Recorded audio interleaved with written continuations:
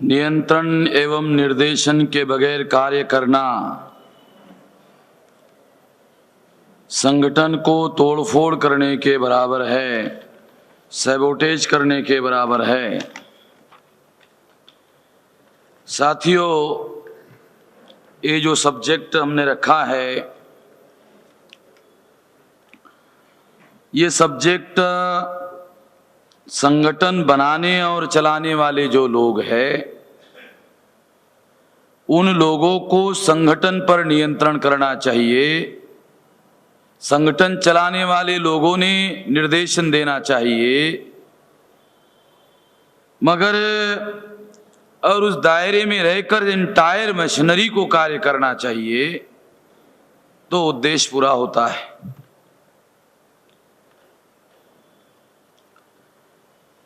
अभी संगठन का विस्तार बहुत ज्यादा हो रहा है, बहुत तेजी से बढ़ रहा है। बहुत तेजी से बढ़ने की वजह से कार्यकर्ताओं को इसके बारे में संगठन के नियंत्रण और निर्देशन की जो प्रणाली है, केवल निर्देशन और नियंत्रण करने वाले लोगों के माध्यम से ही संगठन को नियंत्रित और निर्देशित किया जा सकेगा, ऐसा मुझे नहीं लगता। इसलिए प्रत्येक कार्यकर्ता को इसके बारे में प्रशिक्षित किया जाना चाहिए, क्योंकि कंट्रोल दो तरह का होता है। एक ऑर्गेनाइजेशनल कंट्रोल है, एक सेल्फ कंट्रोल है। सेल्फ कंट्रोल ऑर्गेनाइजेशन के द्वारा जो ट्रेनिंग दिया जाता है, उस ट्रेनिंग के अनुसार अगर प्रत्येक कार्यकर्ता काम करेगा तो उसको ऑर्गेनाइजेशनल कंट्रोल की आवश्यकता नहीं है। मगर बहुत बार लोग जो ट्रेनिंग दिया जाता है, उसका जो टोटल स्पिरिट है, उस स्पिरिट को वो समझ नहीं पाते। इसलिए फिर नियंत्रण और निर्देशन की आवश्यकता होती है। ऐसे स्थिति में ऑर्गेनाइजेशन को कंट्रोल करना पड़ता है, ऑर्गेनाइजेशन को निर्देश देना पड़ता है। मगर ऑर्गेनाइजेशन को नियंत्रण और निर्देशन करते वक्त ये बात आप लोगों के सामने आई होगी, प्रत्येक के सामने आती है कि ये जो नियंत्रण है, ये ऑब्जेक्टिव कंट्रोल है। ऑब्जेक्टिव कंट्रोल का क्या मतलब है? उद्देश्य पूर्ति के लिए निर्देश दिया जा रहा है। अगर उसको फॉलो करोगे तो नियंत्रण में हो, नहीं फॉलो करोगे नियंत्रण में नहीं है। आपने कभी देखा होगा क्या, मैं आपको एज ए नेशनल प्रेसिडेंट, मेरे पास अथॉरिटी है, तो इस अथॉरिटी को ये भी ख्याल रखने का, authority must exercise to fulfil our goal. Authority must exercise, authority exercise करने के लिए बहुत कलेजा चाहिए। अरे मैं अथॉरिटी एक्सरसाइज करूंगा तो वीबी नाराज हो जाएगा, वो वीबी नाराज हो जाएगा तो वो मेरे विरोध में दो चार लोगों को बताएगा, वो दो चार लोगों को बताएगा तो एक गुट बन जाएगा, फिर वो मेरे खिलाफ में आ जाएगा, तो अगले बार मैं राष्ट्रीय अध्यक्ष नहीं रहूंगा। इसलिए मुझे अपनी ड्यूटी पूरी करने के बजाय वीबी को, ये समझ रहे हो ना, उसको लोनी लगाने का काम करना चाहिए, बजाय मुझे अपना कर्तव्य जो ऑब्जेक्टिव पूरा करने के लिए लोगों ने मुझे अथॉरिटी दी, संगठन को चलाने के लिए, ताकि रिजल्ट निकाला जा सके। क्योंकि रिजल्ट अपने आप निकलता नहीं है, रिजल्ट निकालना पड़ता है। दूध में मक्खन होता है, हर आदमी जानता है। दूध को लेकर के सामने बैठो और कहो, ए दूध मुझे मक्खन दे, मुझे मक्खन दे, मुझे मक्खन दे, देने वाला है? वो मक्खन देता नहीं है, मक्खन निकालना पड़ता है। और फिर मक्खन निकालने का है तो एक्शन प्रोसेस है, मक्खन अपने आप निकलता नहीं है और हर आदमी निकाल नहीं सकता। ये भी एक बात है कि मक्खन हर आदमी नहीं निकाल सकता। मक्खन निकालना होगा मगर हर आदमी नहीं निकाल सकता। हमारे समाज की तो ये समस्या बहुत बड़ी समस्या है, क्योंकि मक्खन निकालने, ऑर्गेनाइजेशनल टर्मिनोलॉजी में रिजल्ट निकालने का काम लीडरशिप का है, और हमारे समाज की जो बौद्धिक और साइकोलॉजिकल जो लेवल है वो लीडरशिप जनरेट बहुत कम संख्या में करती है, बहुत रेयर करती है। तो इस वजह से ए अथॉरिटी मस्ट एक्सरसाइज, अथॉरिटी दिखाने के लिए नहीं होती है मैं नेशनल प्रेसिडेंट हूं, ये दिखाने के लिए नहीं है। ये जिस पर्पस के लिए आपको अथॉरिटी लोगों ने दी, वो अथॉरिटी उस पर्पस को पूरा करने के लिए यूज करना होगा, और यूज करते वक्त ये ख्याल नहीं रखना होगा कि इससे कौन नाराज होता है कौन खुश होता है, ये नहीं देखने का। और प्रत्येक कार्यकर्ता के साथ में ऑब्जेक्टिव रिलेशन रखने का, ना काहू से बैर ना काहू से दोस्ती, ऑब्जेक्टिव रिलेशन। ऑब्जेक्टिव के लिए आपकी जिम्मेवारी है, आप लोगों को निर्देश दो, वो काम उससे करवाओ, वो नाराज हो सकता है मगर उसके साथ आपकी पर्सनल, ये सारा काम पर्सनल तो है नहीं है, ये पर्सनल दोस्ती या दुश्मनी का मामला नहीं है, ये रिजल्ट के लिए और रिजल्ट निकालने के लिए सब कुछ करना है। इसमें कम ज्यादा हो सकता है मगर रिजल्ट निकालने के लिए अथॉरिटी को एक्सरसाइज करना होगा। तो इसके लिए नियंत्रण करना पड़ता है, निर्देश देना पड़ता है। तो नियंत्रण निर्देशन में जो ऑर्गेनाइजेशनल कंट्रोल है, वो ऑर्गेनाइजेशनल कंट्रोल ऑब्जेक्टिव कंट्रोल होना चाहिए, ऑब्जेक्टिव के लिए होना चाहिए। अगर कोई, मान लो कोई डिस्ट्रिक्ट का प्रेसिडेंट है, डिस्ट्रिक्ट को चला रहा है, रीजनल क्षेत्रीय प्रमुख है, राज्य प्रमुख है, जोनल प्रमुख है, राष्ट्रीय प्रमुख है, अगर आपको ये कह रहा है अरे भाई फलाने तो वो जाके तम्बाकू लिया, तम्बाकू लिया, तो वो कार्यकर्ता पूछता है ये ऑर्गेनाइजेशन के कौन से ऑब्जेक्टिव में बैठता है?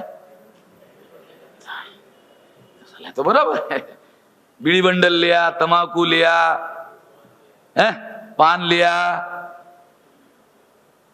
यानी मैं उदाहरण बता रहा हूं आप लोगों को ताकि आप लोगों को समझ में आ जाए कि आपको अथॉरिटी के द्वारा निर्देश दिया जा रहा है, वो देखो काय के लिए दिया जा रहा है, क्या ऑब्जेक्टिव पूरा करने के लिए दिया जा रहा है या ऑब्जेक्टिव के इतर कोई काम किया जा रहा है, इसके लिए कोई निर्देश दिया जा रहा है। अगर इतर कोई निर्देश देने का काम कर रहा है, समझ जाओ तोड़फोड़ करने का काम है। ये ध्यान रखने का, ये लक्षण मैं आपको बता रहा हूं कि ऑब्जेक्टिव रिलेशन होनी चाहिए, ऑब्जेक्टिव कंट्रोल होना चाहिए। भी हमारा 5 बेसिक काम है, 5 बेसिक फंक्शन है। ये 5 बेसिक फंक्शन क्या है? विचार का प्रचार करना, विचार का प्रसार करना, प्रचार करना, प्रसार करना, ह्यूमन रिसोर्सेज डेवलप करना, फाइनेंशियल रिसोर्सेज डेवलप करना, टाइम और टैलेंट के लिए लोगों को तैयार करना। ये 5 बेसिक काम करने के लिए कार्यकर्ता हो समाज में से लोगों को निमंत्रण दिया, मंजूर है, मंजूर है, आ जाओ, नहीं मंजूर है दूर रहो, इधर मत आना, 2-4 किलोमीटर दूर रहे ना, इधर मत आना, मंजूर है आ जाओ। अब एग्रीमेंट हो गया ऑर्गेनाइजेशन का और उस व्यक्ति का एग्रीमेंट हो गया, इस काम के लिए आपको संगठन में निमंत्रण दिया गया और इसी काम के लिए तुम इधर आए। अब जिस काम के लिए संगठन ने बुलाया और तुम उसी काम के साथ सहमति देकर के अंदर आए, वो अंदर आने के बाद वो काम करने की बजाय कोई और काम करते हो, उसके लिए तो संगठन ने आपको अलाउ नहीं किया। जो काम करने के लिए निमंत्रण दिया और जो काम करने के लिए आपने सहमति दी, सहमति देने के बाद अंदर आए, अंदर आने के बाद ऑर्गेनाइजेशन और आपके बीच में एग्रीमेंट हो गया। अंदर आने के बाद वो काम करने की बजाय आपने कोई और ही काम किया, एग्रीमेंट किसने तोड़ा? एग्रीमेंट उस आदमी ने तोड़ा जिसने संगठन के साथ में सिद्धांत था, एग्रीमेंट किया, उसने तोड़ा।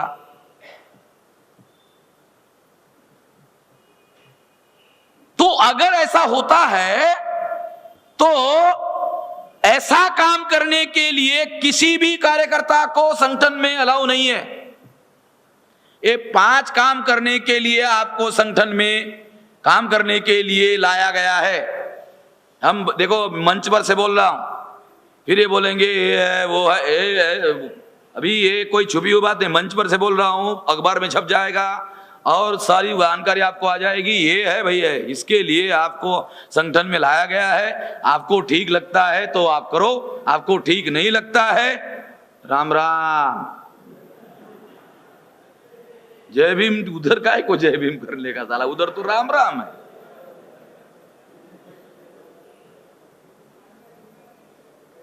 अगर हमारा राम राम आपको मंजूर नहीं है तो फिर ऑर्गेनाइजेशन को कार्रवाई करनी पड़ती है।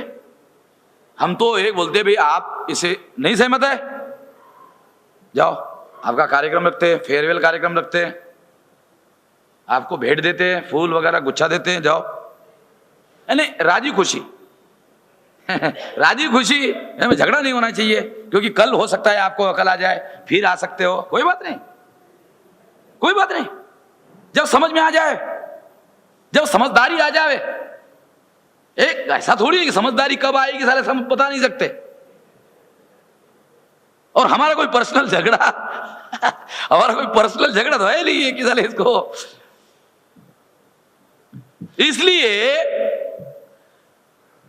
ये बात मैं इसलिए आपको बता रहा हूं क्योंकि ये 5 काम करने के लिए आपको संगठन में लाया गया है। ये काम करना, इसके अलावा कोई काम नहीं करने का, इसके अलावा एक भी काम आपको करने के लिए अलाउ नहीं है। इसके अलावा भी आपको लगता है कि संगठन में कुछ काम होना चाहिए, मोबाइल नंबर संगठन के सीनियर्स लोग है, राष्ट्रीय अध्यक्ष है, वाइस प्रेसिडेंट है, जनरल सेक्रेटरी है, इसके अलावा भी कुछ आपको लगता है कि कुछ होना चाहिए, कंसल्टेशन करो, कंसल्टेशन करो। और कंसल्टेशन के बाद में जो चलाने बनाने वाले लोग हैं उसको लगता है कि ये भी होना चाहिए, चलो ये करो, क्योंकि ऐसी बहुत सी बातें, बहुत सी परिस्थितियां आती रहती है। मगर मेरा ऐसा मानना है कि ये जो 5 बातें मैंने आपको बताई, ये लगभग सारी 5 बातें जो है, ये सारी बातें 5 के अंदर ही आती है, और इसके बाहर कोई आता नहीं है, क्योंकि इसके बाहर की बात अलाउ करना संभव नहीं है। तर्कसंग दृष्टि से अगर विश्लेषण करोगे तो आपको पता चलेगा ये 5 के अंदर ही आ जाती है। जो 5 के बाहर आ जाती है वो संभवतः हमारे ऑर्गेनाइजेशन के ऑब्जेक्टिव के फुलफिलमेंट के लिए उपयोगी नहीं है। मैं ऐसे मानता हूं हमारे पास जितना मैन पावर है, अगर उस मैन पावर का 1/3 मैन पावर नियंत्रण निर्देशन में काम करे, उद्देश्य पूरा हो जाएगा। लाखों करोड़ों लोग काम करने वाले हैं, लाखों करोड़ों लोग एक ही काम करे तो एक रिजल्ट निकलेगा। लाखों करोड़ों लोग एक ही काम करे तो रिजल्ट निकलेगा। लाखों करोड़ों आदमी अपने अपने हिसाब से करे तो कभी कोई रिजल्ट निकलने वाला नहीं है। लाखों करोड़ों लोग एक ही काम करे तो दुनिया में लाखों करोड़ों लोग एक ही काम करे, दुनिया में एक ही तरीका है नियंत्रण निर्देशन, और कोई दुनिया में तरीका आज तक उपलब्ध नहीं है। लाखों करोड़ों लोग एक ही मकसद के लिए काम करे, उसी स्थिति में संभव है निर्णय लेने वाले लोग। मैं आपको गांधी जी का उदाहरण देता हूं, उनसे तो हम कभी सहमत नहीं हुए हैं। गांधी जी ने कांग्रेस पार्टी का इस्तीफा दे दिया, प्राइमरी मेंबरशिप से भी इस्तीफा दे दिया। तो कांग्रेस के लोग जो उस समय 2nd लाइन 3rd लाइन में थे, वो बहुत डर गए, अरे अभी फिर कैसे होगा, आजादी का कैसे होगा। तो वो डर गए। तो उन नेताओं को गांधी जी ने कहा, जरूरत होगी तो कांग्रेस वर्किंग कमेटी में एक लाइन का रेजोल्यूशन पास करना कि गांधी जी को हम अनुरोध करते हैं कि वो हमारा नेतृत्व संभाले, बस इतना रेजोल्यूशन पास करें, फिर मैं आ जाता हूं। गांधी जी दुनिया का नंबर 1 का पाखंडी आदमी था, इस्तीफा दे दिया। इस्तीफा देने के बाद उनको कहा, ए रेजोल्यूशन जब जब भी जरूरत होगी, जब जरूरत नहीं होगी तो मैं रचनात्मक काम करता रहूंगा। क्यों अर्जुन भाई, बराबर रचनात्मक? क्यों गांधी जी के जो चेले लोग हैं ना, उनको पूछो, वो रचनात्मक। इधर भी एक गांधी जी का वो खाना पकाने वाले रसोई में रमेश भाई का कोई रिलेटिव वगैरह जो है, वो उन्होंने रात में बोला था, तो वो रचनात्मक शब्द है। तब तक गांधी जी रचनात्मक काम करते थे। और वो कांग्रेस वर्किंग कमेटी के लोगों को जब जरूरत होती थी, वो एक लाइन का रेजोल्यूशन पास करते थे कि गांधी जी अब हमारा नेतृत्व करे। तो गांधी जी की एक शर्त होती थी, वो भी उन्होंने उनको बता दी, जब आपने मुझे बोल दिया कि नेतृत्व करे तो मेरे काम में किसी को दखल देने के लिए मैं अलाऊ, मंजूर है तो एक लाइन का रेजोल्यूशन पास करना। 1 करोड़ों लोगों को नियंत्रित और निर्देशित करने का तरीका था। जब गांधी जी आंदोलन शुरू करते थे तो बहुत बार हिंसा हो जाती थी।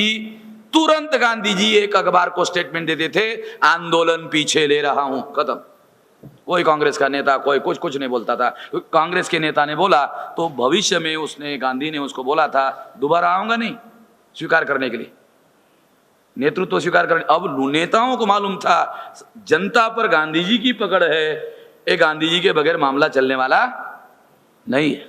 मैं उदाहरण के लिए बता रहा हूं, करोड़ों लोगों से अगर आप एक ही काम करना चाहते हो, एक ही मकसद पूरा करना चाहते हो और दूसरा कोई तरीका उपलब्ध नहीं है, नियंत्रण निर्देशन,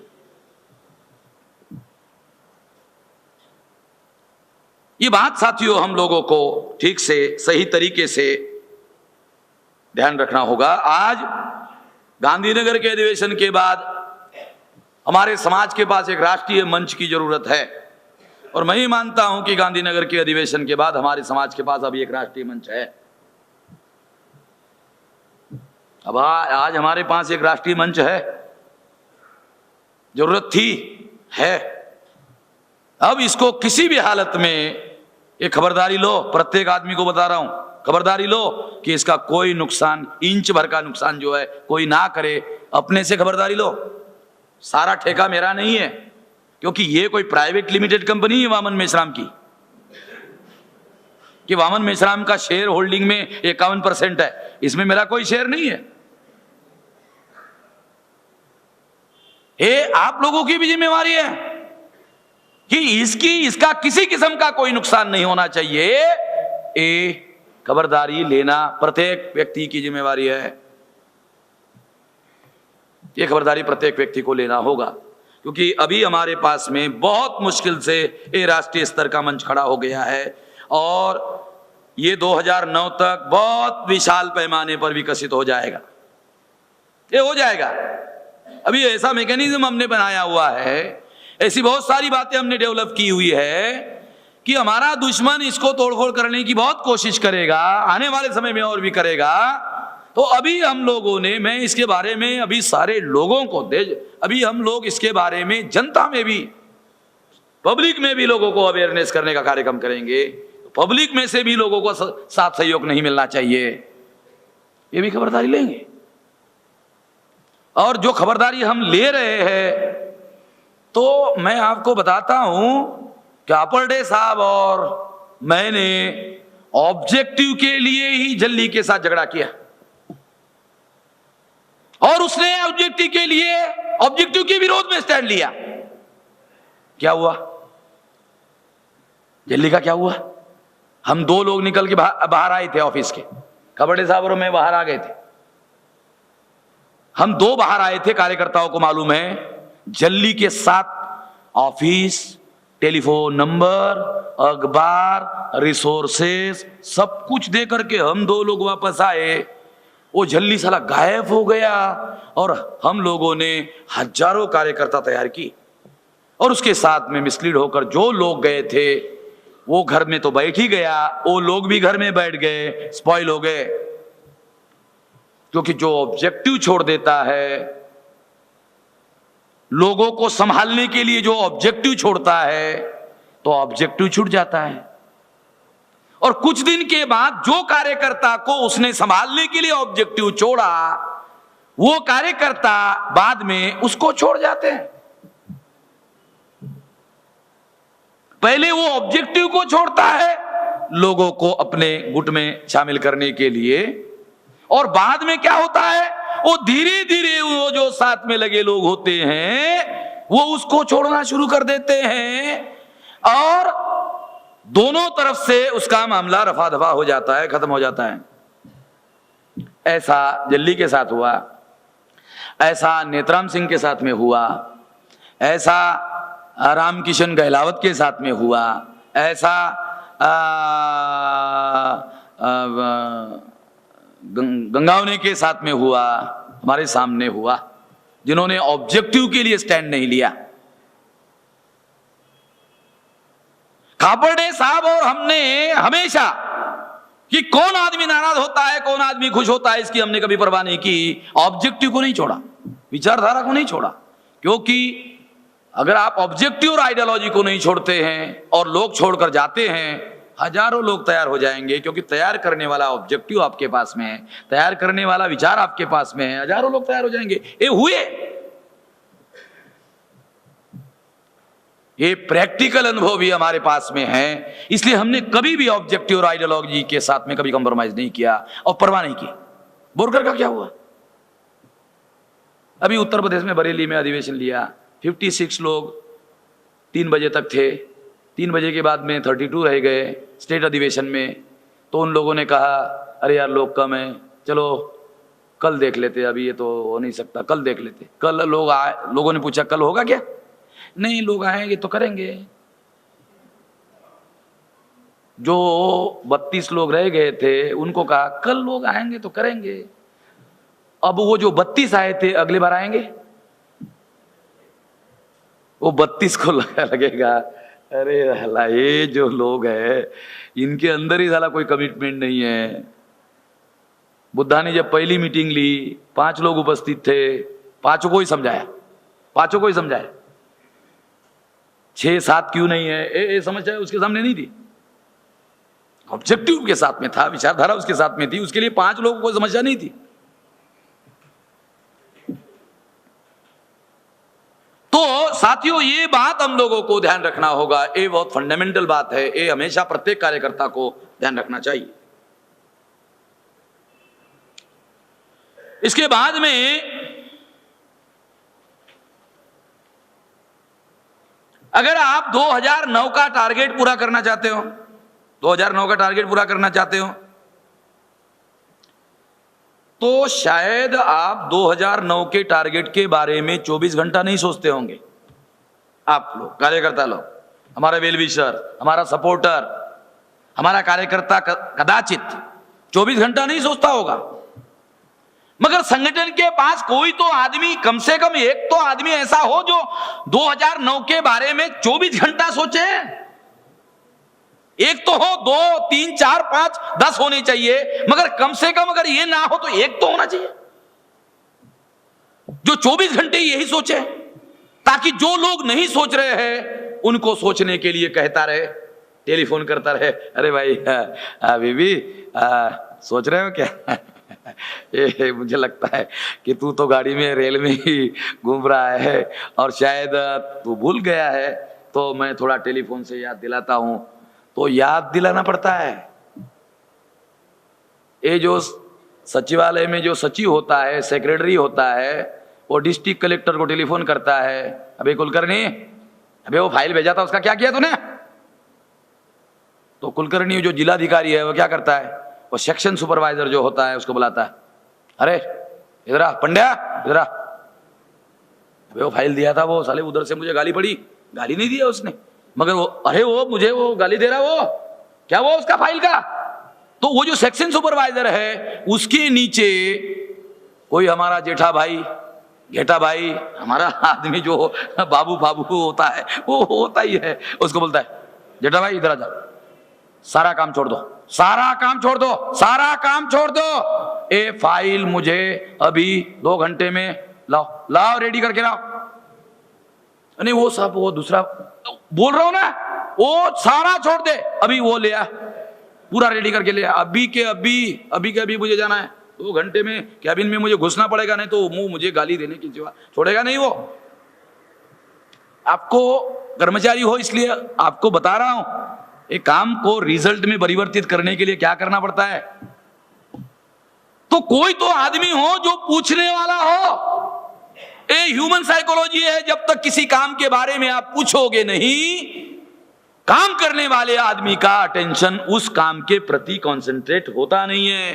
रिजल्ट निकालने के लिए एक करना पड़ता है, कोई तो हो ऑर्गेनाइजेशन में जो नियंत्रण करे, कोई निर्देशन करे।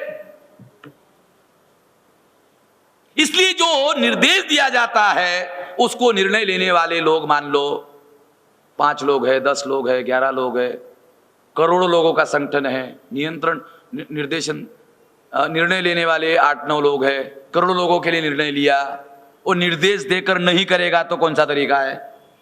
निर्णय लेने वाले 8-9 लोग है, इंप्लीमेंट करने वाले करोड़ों लोग है, निर्देश देकर नहीं करेगा तो कौन सा तरीका है। निर्देश देकर नहीं करेगा तो और कौन सा तरीका है, कोई और तरीका तो है नहीं। उसको उस निर्णय को इंप्लीमेंट अगर करना है तो इसका कोई दूसरा तरीका है, ये मुझे लगता नहीं है। साथियों, बार बार जो ऑर्गेनाइजेशन में आप लोगों को मालूम है समीक्षा होती है, हम लोग वीकली मीटिंग करते हैं, अरे भाई कितना परसेंटेज हो गया, फिर दोबारा करते हैं कितना परसेंटेज हो गया, परसेंटेज इतना ही क्यों हो गया, समीक्षा करते हैं।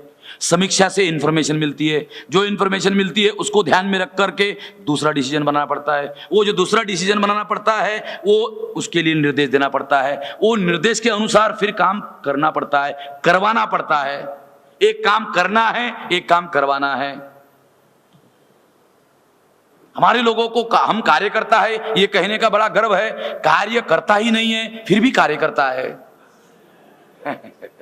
कार्य करता ही नहीं है फिर भी कार्य करता है कि मैं वामसेव का कार्य करता हूं। अरे कार्य क्या करते हो, नहीं कोई अभी कार्य तो किया नहीं है मगर कार्य करता हूं, कार्य करता छू, कार्य करता छू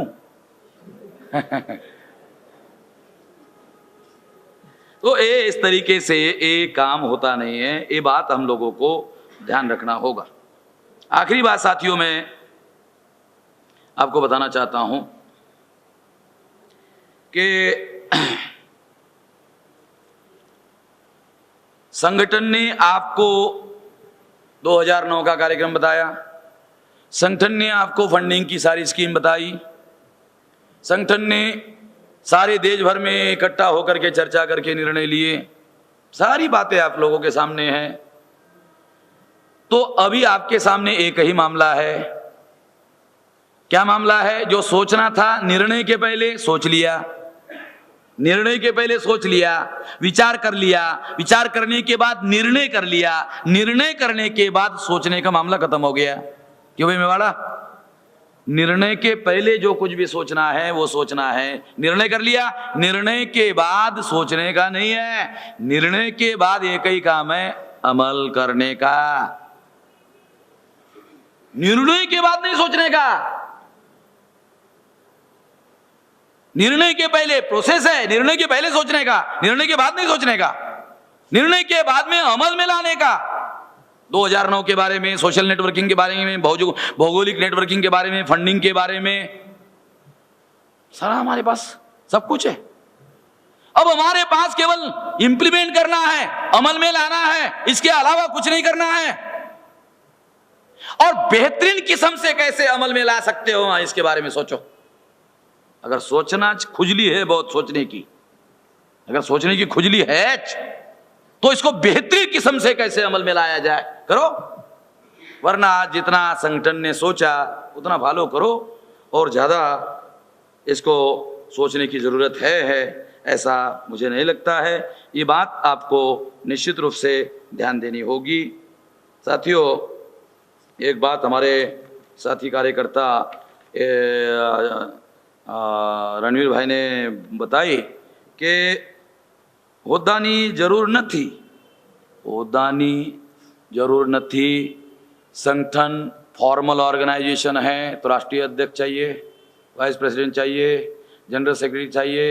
अगर रणवीर भाई की तरह सबने कहा હોદ્દાની जरूरत नहीं, कौन संभालेगा? क्योंकि ये जो संगठन का फॉर्मल स्ट्रक्चर है उसको संभालने वाला कोई ना कोई आदमी चाहिए। तो संगठन निर्णय करेगा रणवीर भाई आपको ये ओहदा संभालना पड़ेगा, आप संगठन ने सोचा है आप ये बढ़िया कर सकते हो, ये संभालो, ये काम करो। संगठन को जरूरत है, संगठन के लोग मिलजुल कर चर्चा करके डिसाइड कर रहे हैं, आपके ऊपर थोप नहीं रहे हैं। आप वर्षों से काम करते हो या कोई भी कार्यकर्ता वर्षों से काम करता है तो वो जो काम करता है उसके कंट्रीब्यूशन के आधार पर फैसला होता है, और संगठन की रिक्वायरमेंट है। आखिर निर्देश नियंत्रण करेगा तो कौन करेगा? Organisation on its own, organisation on its own कोई कंट्रोल नहीं होता। ऑर्गेनाइजेशन बामसेप नाम का ऑर्गेनाइजेशन है, बामसेप, ये अमूर्त है, ये मूर्त नहीं है, ये बामसेप अमूर्त है, ये बामसेप अमूर्त है। ये अमूर्त जो है ये आदेश नहीं दे सकता, निर्देश नहीं दे सकता है, कंट्रोल नहीं कर सकता। On behalf of BAMCEF as a national president, हाँ, वामन मेश्राम जो संगठन के सिद्धांत है उस दायरे के अंदर वो नियंत्रण करेगा, निर्देशन करेगा। क्योंकि वामन मेश्राम जिंदा आदमी है तो वो उस नीति निर्देशक बातों को अमल में लाने का काम कर सकता है, या XYZ कोई आदमी जो भी संगठन को बना रहा है, चला रहा है, वो उसको अमल में ला सकता है। क्योंकि बामसेप एब्स्ट्रैक्ट है, अमूर्त है, वो मूर्त रूप में आता है जिंदा लोगों के माध्यम से। और जिंदा लोगों को ये नहीं कहना चाहिए कि ओहदा नहीं चाहिए, ओहदा के असल में ओहदा का मामला साला बदनाम कैसे हुआ जानते हो? जो नालायक आदमी है वो भी ओहदा चाहिए, बोलो ओहदा चाहिए मुझे, मैं बामसेप में बाद में काम करूंगा, पहले ओहदा चाहिए, काम बाद में करूंगा।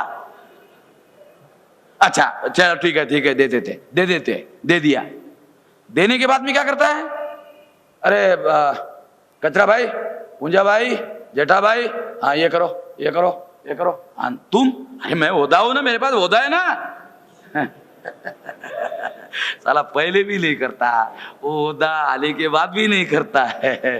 तो ये जो हमारे लोगों के अंदर जो साइकोलॉजी है उसको ध्यान में रखकर शायद रणवीर भाई ने सोचा होगा कि जो नालायक लोग हैं उनको ओहदा चाहिए, लायक लोग कहते नहीं मुझे नहीं चाहिए। मैं तो, क्योंकि अथॉरिटी दो तरह की होती है, एक फॉर्मल अथॉरिटी होती है, एक इंस्टीट्यूशनल अथॉरिटी होती है, एक पर्सनल अथॉरिटी होती है। पर्सनल अथॉरिटी पावर के साथ जुड़ी होती है। फॉर एग्जांपल बाबा साहब अम्बेडकर ने लॉ मिनिस्ट्री का इस्तीफा दिया, मगर वो लॉ में एक्सपर्ट थे, लॉ मिनिस्ट्री का इस्तीफा दिया मगर लॉ में एक्सपर्ट थे। अब लॉ में जो एक्सपर्ट थे वो लॉ मिनिस्ट्री का इस्तीफा दिया, मगर लॉ में जो एक्सपर्ट थे वो उनके साथ में चलता है। That is a personal authority. एक जवाहरलाल नेहरू ने उनको लॉ मिनिस्टर बनाया, that is the institutional authority. Institutional authority छोड़ दिया, मगर पर्सनल अथॉरिटी उसके पास में है, वो पर्सनल अथॉरिटी एक्सरसाइज करता है, काम करता है, उसके पास है, तो किसी की दी भी नहीं है। अथॉरिटी उस आदमी को देना चाहिए जिसके पास पर्सनल अथॉरिटी हो। नालायक आदमी को अथॉरिटी नहीं देनी चाहिए। ये सबक हमने तेजिंदर सिंह दिल्ली के समय में सबक सीखा। उसको हम एजेंडा भी हम ही लिखते थे, खापटे साहब लिखते थे एजेंडा, और साइन लेने के लिए उनको चंडीगढ़ जाना पड़ता था। और नालायकी की भी हद होनी चाहिए,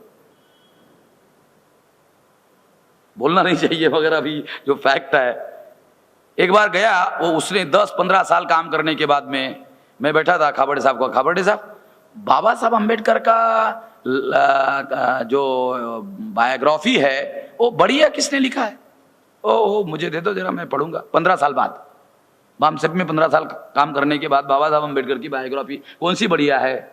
मुझे साला बड़ा अजीब लगा। तो ये हमारे सामने ये अनुभव रहा कि जो आदमी पर्सनल, जिसके पास में अथॉरिटी नहीं है, अगर उसको इंस्टीट्यूशनल अथॉरिटी दी जाए तो वो लायबिलिटी बनता है, बाद में ऑर्गेनाइजेशन के लिए नुकसान पहुंचा सकता है। इसलिए साथियों, ये बात आप ध्यान रखेंगे कि ओहदा लेने की भी ज़रूरत है। ये लेते रहने के लिए ऑर्गेनाइजेशन समय समय पर निर्णय लेता रहेगा। आप लोग ये सारी प्रक्रिया में जो भी कार्य होगा वो पर्सनल लेवल पर नहीं होता है, इसलिए आपको अपनी जिम्मेवारी माननी चाहिए और छोटी छोटी बातों को ज़्यादा तवज्जो नहीं देना चाहिए। आपका माइंड अगर ऑब्जेक्टिवली सोचता है तो आपको छोटी बातों को ज़्यादा तवज्जो नहीं देना चाहिए। अगर आप छोटी बातों को तवज्जो देते हैं तो इसका मतलब है आपका माइंड, आपका ब्रेन ऑब्जेक्टिवली थिंक नहीं करता है। ऑब्जेक्टिवली थिंक करना जरूरी है। मुझे ऐसा लगता है ऑब्जेक्टिवली आप लोग थिंक और करेंगे। अगर ऐसा डेवलप हो गया ना विचार, बिल्कुल कोई समस्या नहीं रहेगी। समस्या का हर आदमी समाधान करने लायक हो जाएगा। ऐसा अपने अंदर डेवलप करने का प्रयास करेंगे। इस आशा और विश्वास के साथ बात को यही समाप्त करता हूं। धन्यवाद।